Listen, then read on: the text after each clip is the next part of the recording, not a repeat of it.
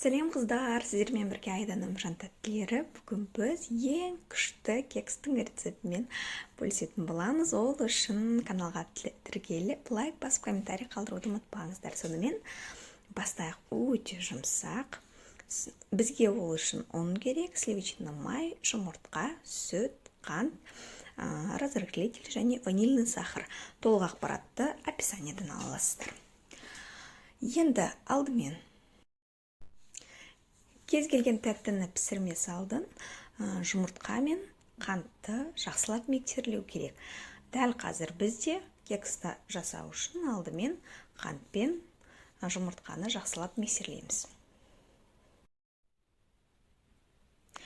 Кейін үстіне сүт пен ерітілген сливочный майымызды саламыз, немесе маргарин.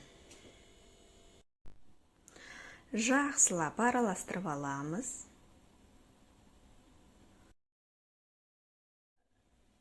Және құрғақ ингредиенттерді бөлек араластырамыз, яғни ұнға ванильный сахарды және қопсытқышты саламыз да бірге жақсылап араластырамыз. Кейін алдыңғы сұйықтыққа қосып, егер де үкішіңіз болса, сол оның үкішімен салып дұрыстап жақсылап араластырсаңыз болады. Бірақ меніңше ешқандай айырмашылық болмайды. Мен ешқандай үкіштен өткізбей-ақ ұнды осылай қоса беремін.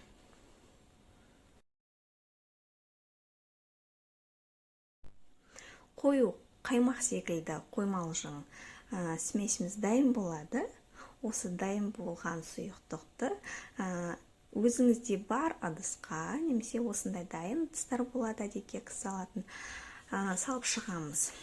Мен барлық рецептерді қарап шықтым. Көбісінде 60 градуста, 60 граммнан салу керек. Бірақ 60 граммнан менде көтерілген кезде өте жоғары болып кетеді. Сондықтан мен 40 граммнан салып шығам. Және осы ақырында бұрып алсаңыз, барлық беті тегістеліп әдемі болып қалады. Мінекей мен барлық сұйықтығымды бірдей құйып шықтым 40 граммнан. Ал егер 60 граммнан салатын болсаңыз, өте биік болып көтеріліп кетеді, және бар жоғы 12 штук шығады. Ал менде 17 штук шықты. Енді көрейік, қаншалықты жұмсақ әрі үлпілдек екен. Қараңыздар, өте жеңіл алынды. Асты ешқай жері күймеген. Ішін қараңызшы, қандай жұмсақ үлпілдеп тұр. Жалпы мен 120 градуста беті қызарғанша дәл осылай пісіріп алдым. Енді сіздер де қайталап жасап көріңіздер. Видео ұнап жатса, лайк басып, комментарий қалдыруды ұмытпаңыздар. Келесі жолы капкейкінің рецептін салам. Және осындай кремнің де рецептін бөлісетін болам.